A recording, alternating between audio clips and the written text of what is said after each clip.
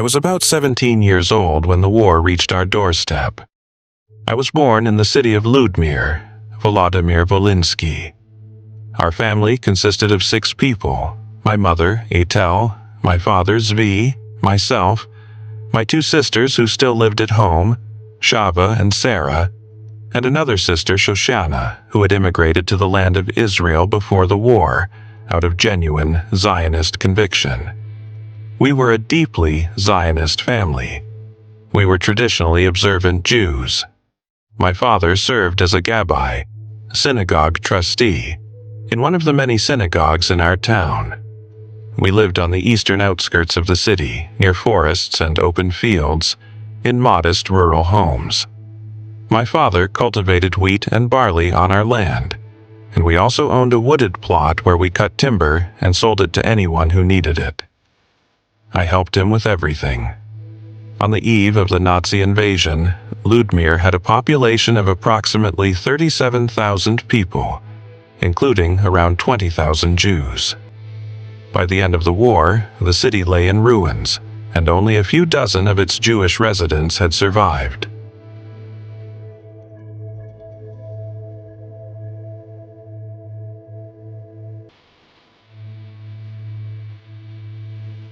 The story of Aryeh Richtshol, Holocaust survivor, and partner in the founding of the State of Israel, 1922 to 2008. This is a true story. Aryeh Richtshol's testimony is preserved in the Testimony Project initiated by Steven Spielberg under the auspices of Yad Vashem, and is also documented in Moshe Margolis's book, Childhood in Flames, published by Israel's Ministry of Defense. Sunday, June 22, 1941. The Germans arrived.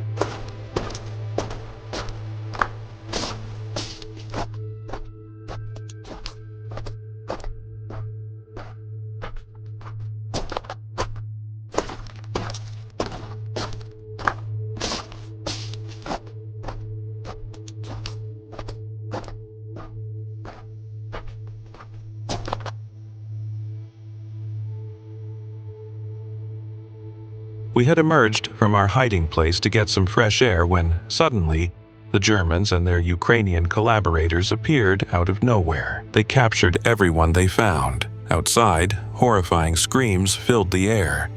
People crying, "Shema Israel" and "Help!"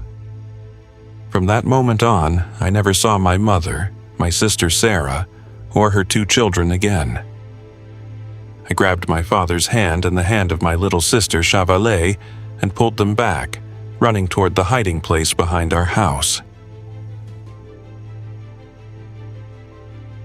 I knew they had been taken to the large pits dug outside the town, where they were most likely murdered by gunfire.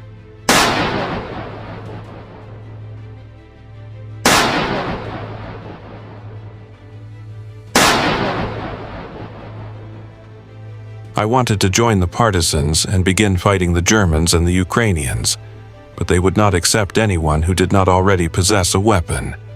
So I decided to buy a pistol. My father gave me 3 gold coins and an old watch. I spoke with Chaim Resnick, who also wanted to buy a pistol, and we decided to go together to a Polish man whom Chaim knew. The Polish guy lived in another part of town and supposedly had 2 Belgian pistols that he was willing to sell. Chaim Resnick was older than I was and held a craftsman's permit, which allowed him to move freely throughout the city without being stopped. I had nothing. I was still young, and if they caught me, they would simply kill me. Late one night, I met Chaim on the way to the Pole's house. Under the cover of darkness, we could move more safely. As we approached the house, everything was quiet, and I was filled with anticipation. We knocked on the door, and it opened. The Polish guy invited us inside. From the way he spoke and his body language, I immediately sensed that something was wrong. "Did you bring the money?" he shouted. "Yes," Chaim answered quietly. "Keep your voice down. Bring me the money," the Polish yelled. Suddenly, the doors burst open, and German soldiers together with Ukrainian policemen stormed into the room. "So, you want a pistol, do you?" the soldiers shouted. "You Jewish dogs! We'll show you what a pistol is." They dragged us like sacks of potatoes to the police headquarters in the center of town. Out of the corner of my eye, I saw that Chaim was also badly beaten and covered in blood. Throughout the entire ordeal, the kicks, the punches, I felt no pain, probably because of the shock and adrenaline. I realized we had walked straight into a trap. They threw us into the station and took us down to the basement, where the holding cells were, hurling us onto the floor. I immediately began thinking about what to do. I thought about my father and my little sister Chava, who were still hiding, wondering what would become of them, and how I could possibly escape from this place. For hours, I lay on the cold, foul-smelling floor. Bruised and battered, I tried to devise an escape plan, something that seemed almost impossible in those days. Chaim was being interrogated throughout the night. I could hear him screaming, and I knew his condition was worsening. After several hours, his voice grew weaker. When I could no longer hear him at all, I understood that he had died. The door suddenly burst open with a deafening crash, and I knew it was my turn. 2 soldiers pulled me up from the floor and tied me to a chair.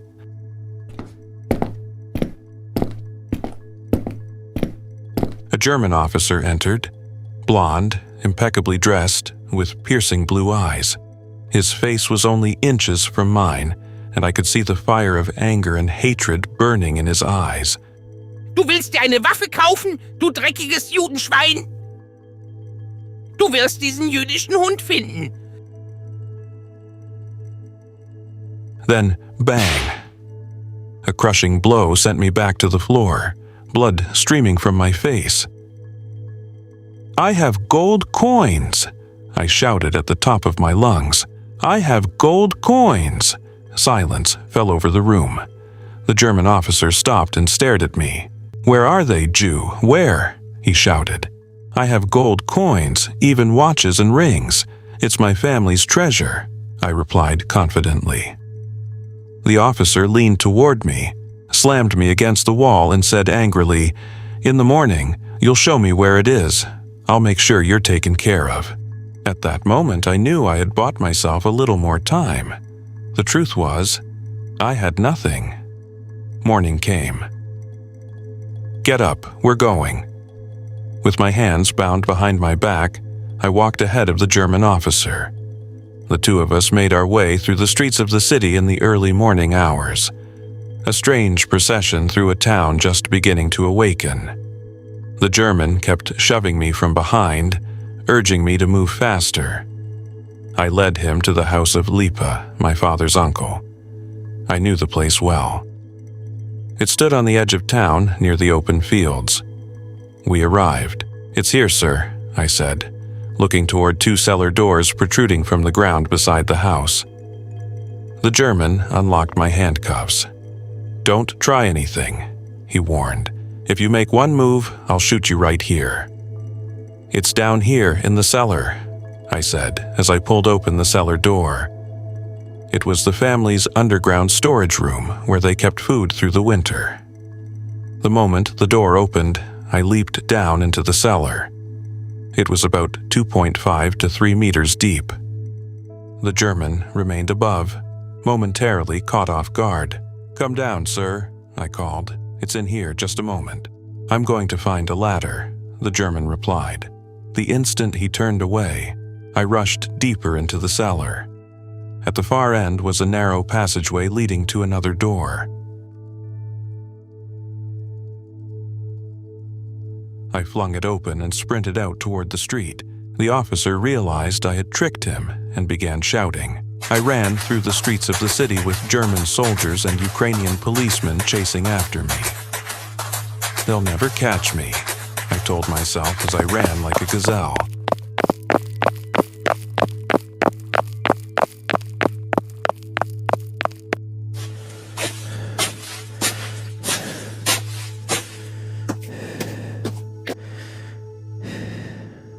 I darted into one of the abandoned houses, reached the main room, and desperately searched for a place to hide. I could hear them getting closer. They were already outside, shouting, "Find the little Jew!" Then I heard the officer yell, "Bring that dog back alive!" Inside the house, I spotted the opening of a chimney. I stuck my head inside, complete darkness.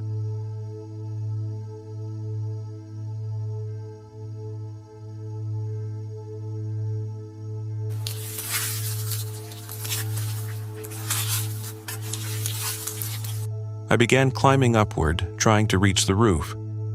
Halfway up, I found a small recess built into the chimney. I squeezed myself inside, bracing my hands and feet against the walls, and remained perfectly still. The Germans entered the house.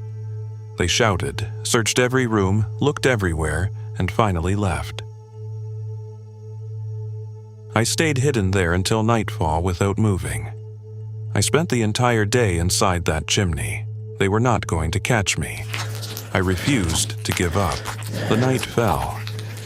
I didn't hear anything anymore, and I realized that everyone had left. I carefully started climbing down from the chimney. I reached the dark living room below and quietly made my way out into the street. I ran back to my father's house.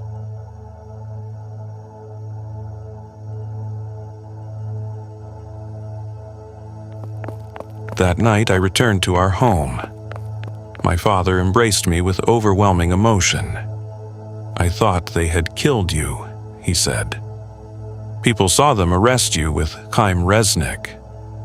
"Don't worry, Father," I told him, and began recounting everything that had happened to me. "I'm going to find us a new hiding place."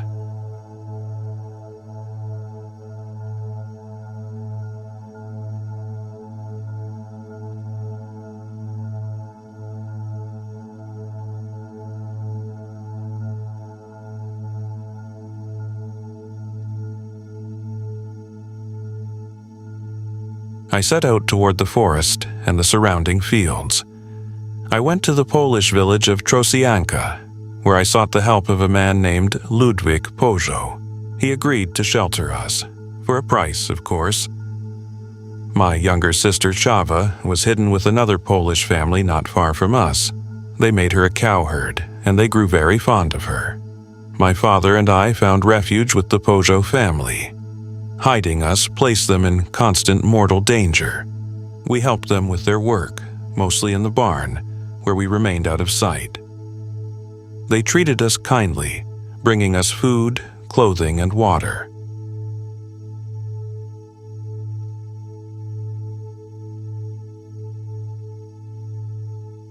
One day, a truck full of German soldiers arrived at the Pojo farm. The family had been warned in advance and quickly hid us beneath large piles of potatoes in the barn.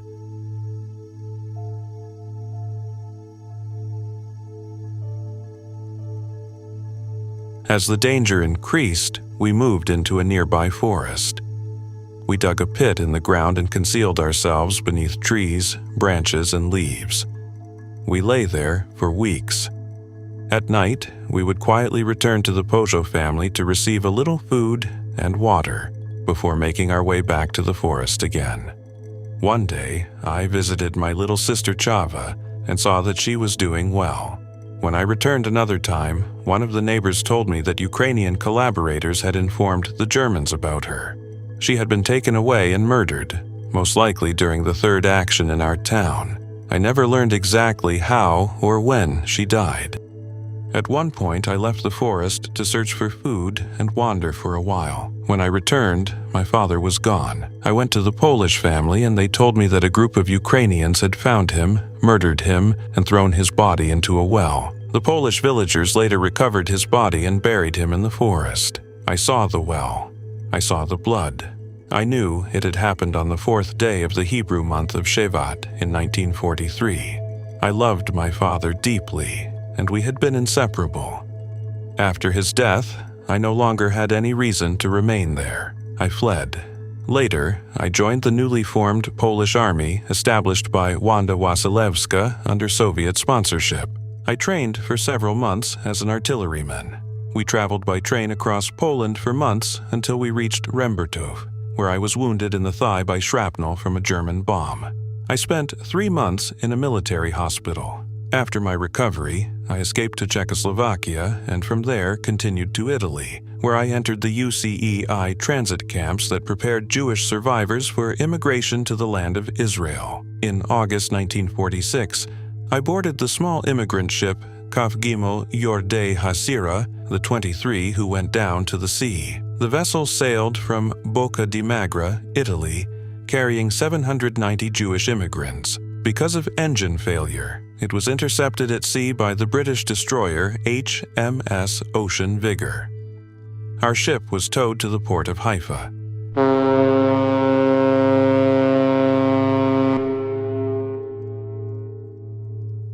After a brief struggle, we were deported to the detention camps in Cyprus. I remained in Cyprus for about 6 months. In January, I received a British immigration certificate that allowed me to enter the land of Israel. I went directly to Ramat Gan, where my sister Shoshana was waiting for me. Our reunion was filled with both joy and sorrow. I immediately found work in construction and soon enlisted in the Haganah. We trained near Kfar Kish. During exercises, we deliberately marched through the hills so that the local Arab villages would see us. There were 30 men in our unit, but only 3 carried real rifles. The rest of us carried wooden sticks carved to resemble rifles. Mine was a stick. Soon afterward, the State of Israel was declared. I was in Tel Aviv when independence was proclaimed, and the joy throughout the country was indescribable. I then enlisted in the Israel Defense Forces and served as an artilleryman. My commanding officer, Kaufman, spoke only Russian and French, not Hebrew, so I became his interpreter. He spoke in Russian, and I translated his orders into Hebrew. I served in the artillery because I had already received professional training in Poland. Our unit was equipped with artillery pieces left over from the First World War, old guns mounted on wooden wheels, which we nicknamed Napoleons.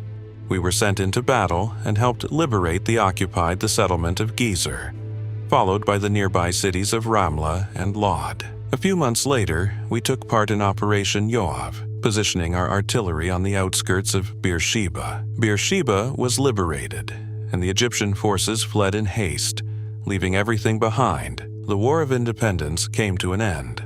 I began working in construction as a formwork carpenter, helping to build the country from north to south. My sister Shoshana passed away in August 1958, overcome with grief after the death of her only son, Zavika, who succumbed to the polio epidemic that struck Israel.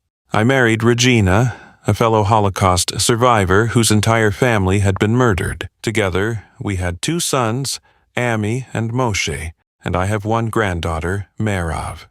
I fought in the War of Independence, the Sinai Campaign, the Six-Day War, and the Yom Kippur War. Most of my service was on the Golan Heights front. For most of my life, I lived in Haifa and Kiryat Bialik. I was immensely proud of our country. We rose from the ashes, from humiliation and destruction, and built a remarkable nation and an army capable of defending us and our families. That was the legacy I wished to pass on to my sons.